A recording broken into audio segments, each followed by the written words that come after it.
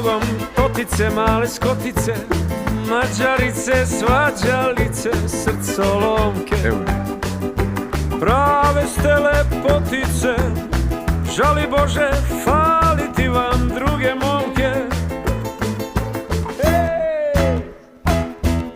Zbogom sremice, uspaljenice i bačvanke, probiranke od zanata. Fine ste vi ženice, al već vidim, ženit ću se iz Banata. Tu, ba tu.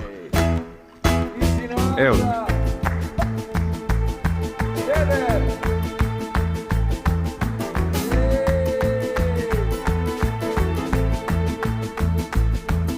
Omladina.